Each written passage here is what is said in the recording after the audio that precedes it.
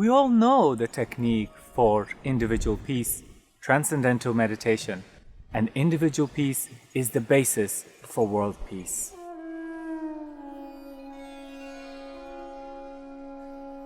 Inside we feel more relaxed and tolerant. Peace is growing in the individual. Let's see what happens in our mind during transcendental meditation.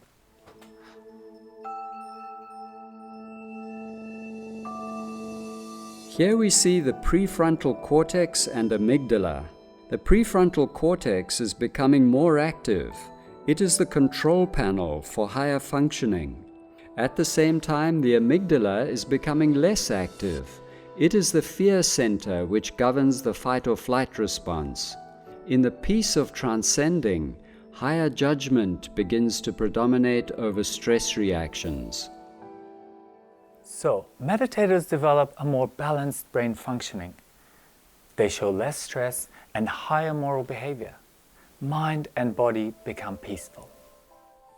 This is seen as increased EEG coherence in the brain during TM. Over all frequencies and all brain areas. This means that every part of the brain is working together with every other part in the most orderly manner. We all know this experience as pure consciousness. It is an experience of a deep inner peace.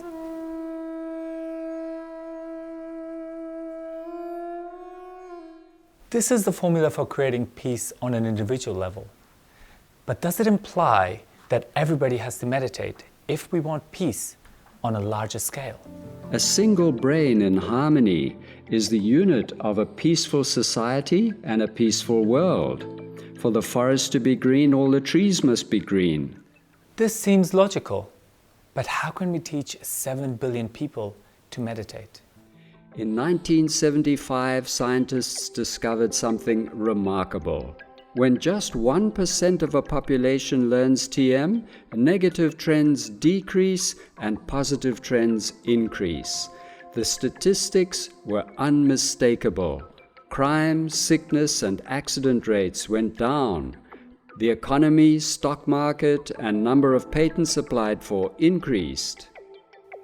And the beauty is that you don't need the whole population to meditate. Just 1% creates that effect, which scientists call the Maharishi Effect. It's because Maharishi predicted it long before it was verified by science. The 1% effect is also found in nature. For example, an iron bar becomes magnetized when only 1% of the iron molecules are oriented in an orderly way. So with 1% of the population meditating, we can create a peaceful society. In addition, we also create a perfect system of protection against all sorts of negative influences. To understand this, we can look at a phenomenon that physicists call the Meissner effect. In an ordinary system, there is a lot of entropy, disorder, and resistance. But a system with maximum coherence becomes a superconductor. The perfect orderliness within the superconductor prevents any disorder from penetrating it. Simultaneously, it creates a protecting field around it, so no disorder from the outside can disturb the flow of the system. The system becomes invincible. This is the Meissner effect. In terms of people and countries, when 1% of the population meditates, the country becomes invincible. It no longer allows any negative influence from inside or outside. By using this technology, every nation can create an ideal defense system and generate a continuous influence of peace towards its neighbors. At last, we have a scientifically proven formula to create peace in society.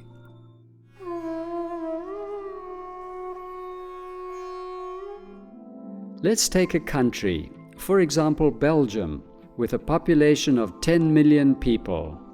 We need 100,000 TM practitioners to create peace.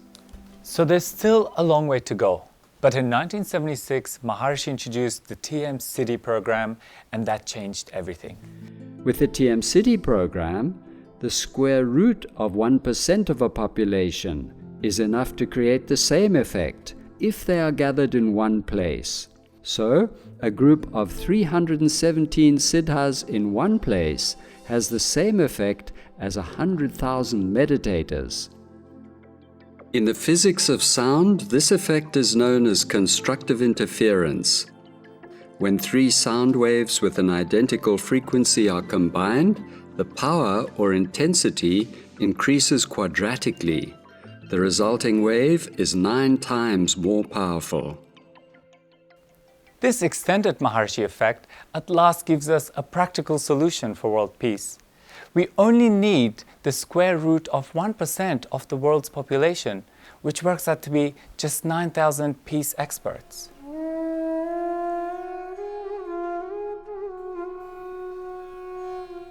World peace can be a permanent reality. Research has proven that this technology works. Over 50 studies have demonstrated its effectiveness to an exceptionally high level of reliability. Let's examine one strong case. Washington, D.C. in 1993, a few thousand siddhas gathered to demonstrate the power of peace, and crime was reduced by 23%.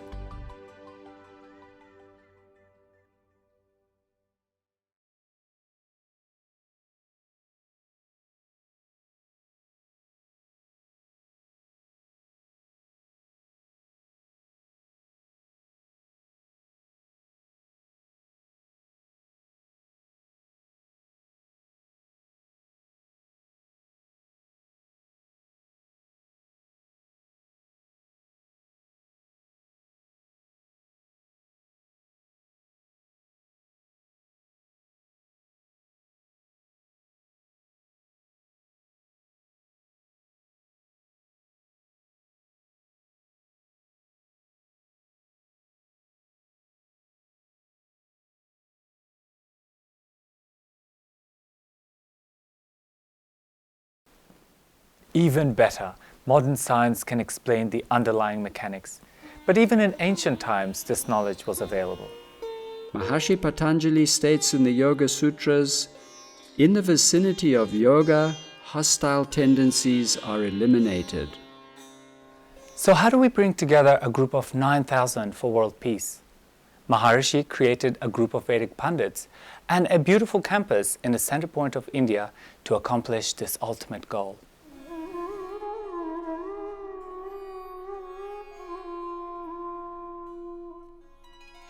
A Vedic Pandit? Vedic, means knowledge, the total knowledge of natural law, and Pandit means an expert. Maharishi created this group in India. Why India? India has two great practical values. First, the Pandits actually come from there. Second, it's so much more cost-effective than doing it at most other places around the world. What does a Vedic Pandit do? The Vedic Pandits have two specialties every day: Yoga, which means meditation, and Yagya. What is Yagya? Yagya is action for evolution, and in this case, it's action, specifically Vedic performances or recitations, which are done for the welfare of the whole world, for the peace, prosperity, harmony. They recite specific Vedic expressions from that silent field, the unified field of all the laws of nature. And those sounds which they're reciting are those fundamental organizing sounds of nature itself to create that powerful positive influence for the world. If it is traditional, why do we already not have world peace? Because we've stopped taking advantage of this fabulous technology.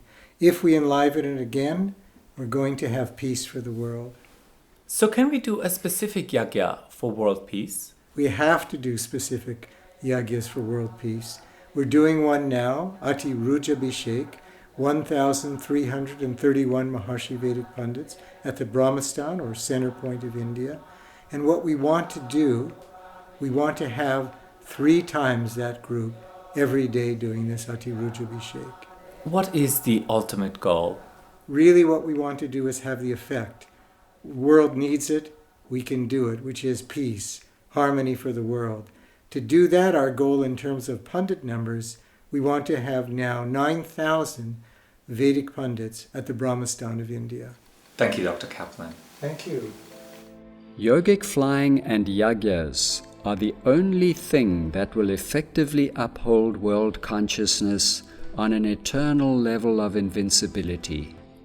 I want to engage from now on as large number of Vedic Pundits as possible.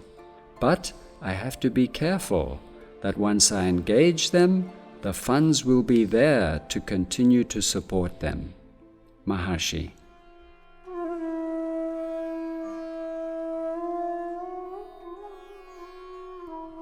You can imagine that supporting a group of 9,000 Pundits will cost a lot of money. But that is still half the cost of a B-2 bomber, which until now has proven unsuccessful at creating peace.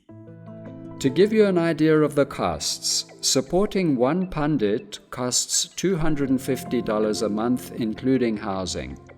Compare this with someone in Europe, it will be 10 times higher. At present, thousands of donors are supporting this dear project. Every month they contribute whatever amount of money is comfortable in their budget. All those small gifts together enable us to support a few thousand Pundits.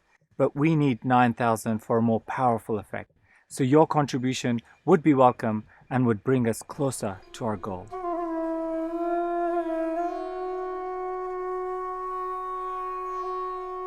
The effect was just so powerful and so immediate on me, and I felt so many changes in my personal life that I decided to be a regular donor. I think that this is an investment for me, a very good one.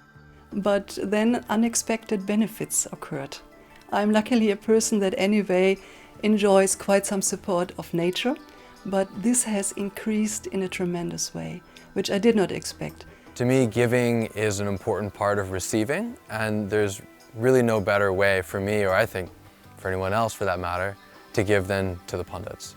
Another large amount came to us during the year after we gave, so we decided to continue on a permanent monthly basis.